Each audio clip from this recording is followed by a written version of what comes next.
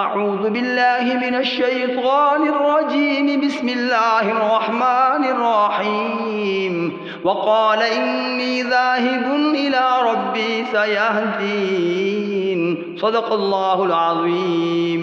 اللہ تبارک و تعالی نے حضرت ابراہیم علیہ السلام سے 5 بڑے امتحانات لیے۔ ان میں سے ایک امتحان ان کے بیٹے اسماعیل ذبیح اللہ کی قربانی کا واقعہ بھی ہے۔ حضرت ابراہیم علیہ السلام کی بیوی سارہ کے بطن سے اللہ نے انہیں بیٹا اسحاق علیہ السلام دیے، اور حضرت سارہ سفر میں تھیں۔ ایک بادشاہ کی طرف سے معجزانہ طور پر ان کی عزت بچنے کے صلے میں انہیں بطور تحفہ لونڈی حضرت حاجرہ دی گئی۔ حضرت سارہ نے حضرت حاجرہ کا نکاح ابراہیم علیہ السلام سے کروا دیا۔ یوں ابراہیم علیہ السلام نے اللہ سے پہلی دعا تو یہ کی کہ رب العالمین میں نے بہت ساری محنت کر لی ہے، میرا والد وہجرنی ملیہ مجھے اپنی جائیداد سے آ کر چکا ہے، لارجمنک اور مجھے رجم کرنے کی دھمکی دے چکا ہے، اس لیے میں یہاں سے جا رہا ہوں، میرا اللہ مجھے راستہ دے گا، دارالاسلام تک پہنچا دے گا۔ اللہ رب العالمین نے رہنمائی فرمائی، آپ شام جا پہنچے اور وہاں آپ نے اللہ سے دعا کی، رب ھب لی من الصالحین۔ رب العالمین میں ابراہیم علیہ السلام بوڑھا ہو چکا ہوں، آپ سے نیک اور صالح اولاد کی دعا کر رہا ہوں۔ رب العالمین نے فوراً دعا قبول فرمائی اور فرمایا فبشرناہ بغلام حلیم۔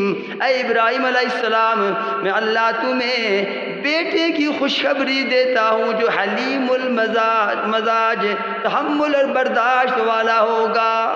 رب العالمین نے بیٹا اسماعیل ذبیح اللہ کی شکل میں عطا فرمایا۔ اب رب العالمین نے دوسرا امتحان لینا شروع کر دیا، بواد غیر ذی زرع عند بیتک المحرم۔ اے ابراہیم علیہ السلام، اس بیٹے کو لوریاں نہیں دینی، اس سے چومنا نہیں، اس سے پیار نہیں کرنا، بلکہ اسے مکہ المکرمہ کے نزدیک ایک وادی میں چھوڑ آئیے جہاں زندگی کا کوئی ساز و سامان نہیں۔ آپ علیہ السلام نے حضرت حاجرہ اور اسماعیل ذبیح اللہ کو مکہ کی اس دھرتی پر چھوڑا، واپس آنے لگے۔ اہلیہ نے پوچھا، اس بیابان جنگل میں ہمیں ایک گھڑے میں پانی، چند ستو، کچھ کھجوریں دے کر آپ جا رہے ہیں، ہمارا کیا بنے گا؟ ابراہیم علیہ السلام نے اشارہ کیا کہ رب العالمین کا حکم ہے۔ بیوی بھی پیغمبر کی بیوی تھیں، سمجھ گئیں۔ کچھ دن تو وہ پانی چلتا رہا، کھجوریں چلتی رہیں۔ جب پانی کی ضرورت پیش آئی تو آپ کبھی صفا کبھی مروہ پہاڑی پر جاتی اور واپس بچے کی طرف بھی دیکھتی۔ 7 چکروں کے بعد واپس آ کر دیکھا کہ اسماعیل ذبیح اللہ کی ایڑیاں رگڑنے سے چشمہ جاری ہو چکا ہے۔ دور سے آپ نے زم زم کہا، رک جا رک جا، اسی لیے اس چشمے کا نام آب زمزم ہے، جو ہر حاجی ہر عمرہ کرنے والا اسے استعمال فرماتا ہے۔ یہی بیٹا جب 13 سال کی عمر کو پہنچا تو اللہ رب العالمین نے ابراہیم علیہ السلام کو بہت بڑے امتحان میں ڈال دیا۔ قرآن اس کا نقشہ یوں کھینچتا ہے، فَلَمَّا بَلَغَ مَعَهُ السَّعْيَ قَالَ يَا بُنَيَّ إِنِّي أَرَىٰ فِي الْمَنَامِ أَنِّي أَذْبَحُكَ فَانظُرْ مَاذَا تَرَىٰ۔ جب یہ بیٹا 13 سال کی عمر کو پہنچا، ابراہیم علیہ السلام کے ساتھ کام کاج کرنے کی پوزیشن میں ہوا تو رب العالمین نے ابراہیم علیہ السلام کو خواب دکھلایا کہ میں اپنے بیٹے کو ذبح کر رہا ہوں۔ بیٹے سے پوچھا، میرے بیٹے مجھے بتلاؤ، میں خواب میں تمہیں ذبح کر رہا ہوں۔ بیٹا بھی آئندہ بننے والا نبی تھا۔ جواب دیا قال یا ابت افعل ما تؤمر ستجدنی ان شاء اللہ من الصابرین۔ ابا جان آپ مجھے ذبح کر دیجئے، اللہ نے چاہا تو آپ مجھے صبر کرنے والوں میں سے پائیں گے۔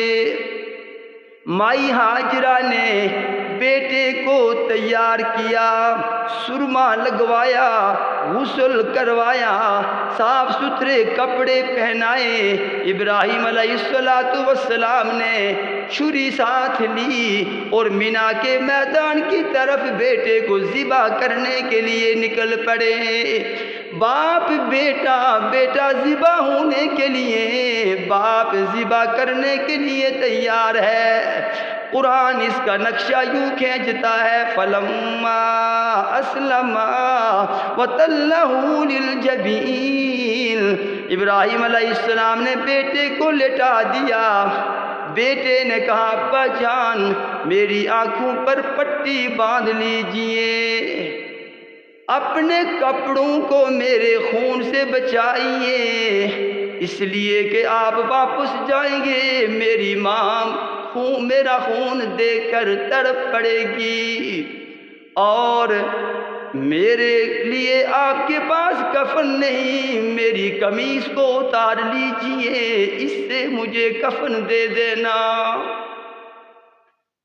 ابراہیم علیہ السلام نے ذبح کرنا چاہا لیکن ذبح ہونا کہاں تھا؟ اللہ نے فرمایا وَفَدَيْنَاهُ بِذِبْحٍ عَظِيمٍ۔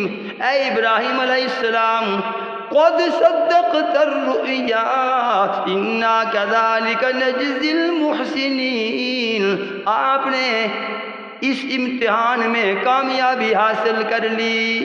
جب گردن نہیں کٹی، بیٹا ذبح نہیں ہو رہا، بیٹے نے کہا ابا جان میرا منہ نیچے کی طرف کر دیجئے، اس لیے کہ ذبح کرتے ہوئے آپ کی نظر مجھ پر پڑتی ہے تو شفقت پدری سامنے آ جاتی ہے اور مجھے بھی چھری سے گھبراہٹ ہوتی ہے۔ بیٹے کو منہ کے بل لٹا دیا گیا، پھر چھری چلانا چاہی نہ چلی۔